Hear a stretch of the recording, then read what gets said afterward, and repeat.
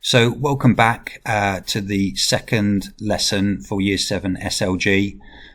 We've gone through this before actually at the end of the last lesson. You should have a results table, left-hand column solids, middle column liquids, right-hand column gases.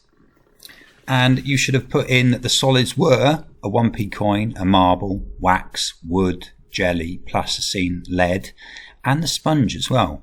In the middle column, the liquid would have been water, and then the right-hand column, which is gases, that was air. So, link the statements to the correct double-lined box. Here are the answers. Some solids are hard and some are soft. Think about lead and think about jelly. All solids are hard. No, think about jelly. If you leave a solid, it will keep its shape. Yes, indeed. You can, of course, squeeze jelly or plasticine, but if you leave it alone, it will keep its shape. A solid always takes up the same amount of space. It has a fixed volume. And that is also correct. Think about the plasticine. If you rolled up the plasticine into a ball and the ball was 2 centimeters cubed in volume, you then took that ball and squashed it flat. It would still have a volume of 2 centimeters cubed. The volume stays the same. You can't see through a solid. Well, not always true. You can see through glass. And the final one, solids can flow. Not always true. Ice sheets can flow. It takes them a long time, but they do move. They can flow. Whereas objects like diamonds or a piece of wood, they don't flow. They stay the same dimensions. So not always true. And now we're going to look at another video. It's a liquid. Now it's a liquid. The short experiment in your book. I've got 200 centimeter cubed of a coloured liquid in this measuring cylinder. I put a black marker so it's easier for you to see. It's 200 centimeter cubed or 200 millilitres. And what I'm going to do is I'm going to pour this now into a conical flask.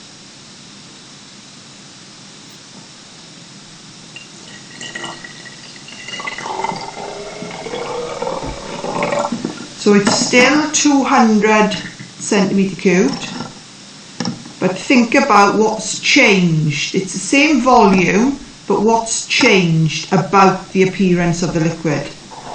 And then I'm going to pour it into a beaker, still 200 centimetre cubed. What's changed again? The volume stays the same. And then back into the measuring cylinder, and providing I've got every drop out of the conical flask and the beaker, I should have exactly in the same place, which it is. So having seen that video and looking at the diagrams above, step 1, step 2, step 3, you should be able to answer questions 1 and 2.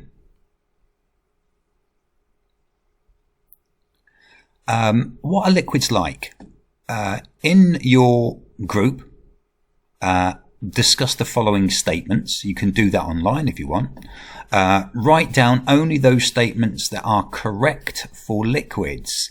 Here are the statements. I'm going to pause this for just a moment and come back to you with the correct answers.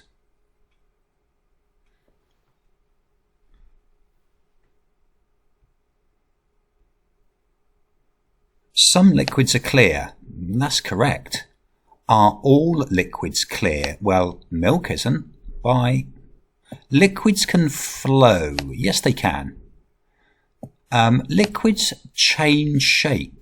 A liquid takes up the shape of the container it is held in.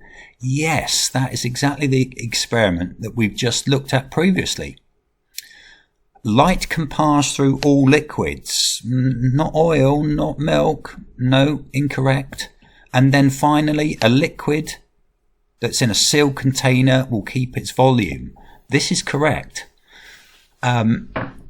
If the liquid is sealed within a container, none of the particles, none of the atoms can escape. So its volume will be kept the same. We're going to move on finally to gases. We're going to have a look at 2 short videos, and then we're going to answer the questions below. So we're going to look at gases now. We've got a variety of gases here. We've got helium, which is in this round bottom flask sitting on a cork stand. We've got oxygen gas, and we've got chlorine gas. And you'll notice that not all gases are colourless. Chlorine does have a colour to it. It's a yellow-green colour. So gases have to be contained. So we've got stoppers on the ends and the tops of these. But gases in a balloon, you can squash gases. You can see this balloon being squashed here. It's full of gas, but you can squash it and the particles will move about.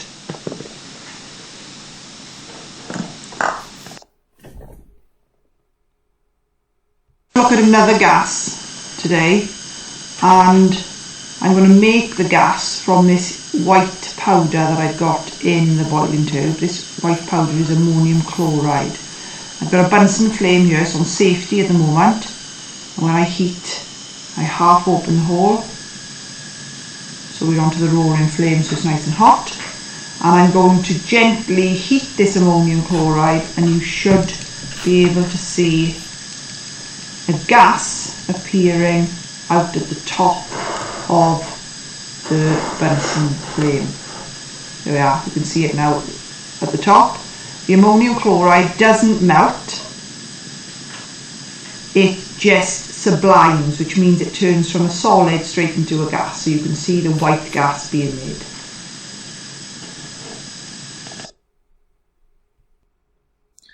So, having seen those 2 videos, you can have a go at the question below. Describe what happens when ammonium chloride, which is a solid, a white solid, within the test tube is heated up. Well, it turns from a solid straight into a gas, that sort of white vapour. It sublimes. It does not melt.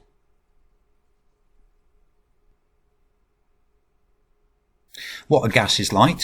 Once again in your group, and discuss this online with each other. Discuss the following statements. Write down next to each one if you think it is true or false for all gases. So here we go. I shall give the answers now. If you want to pause this, you can. All gases are colourless. That is false. You can see through a gas. Well, if there's a small enough amount of it, yes, you will. Gases are always the same shape. No, they take up the dimensions of the container that they are within. Some gases are coloured. Yes, we did see that. Gases are heavier than liquids and solids. No, they are lighter. That is false.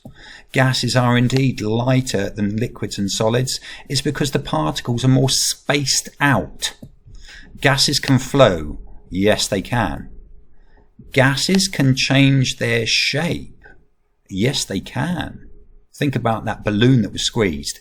And gases can change their volume to fill a container.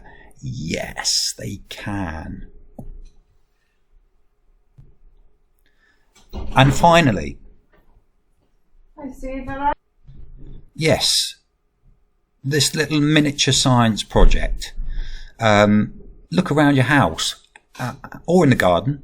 List as many solids, liquids and gases you can safely identify.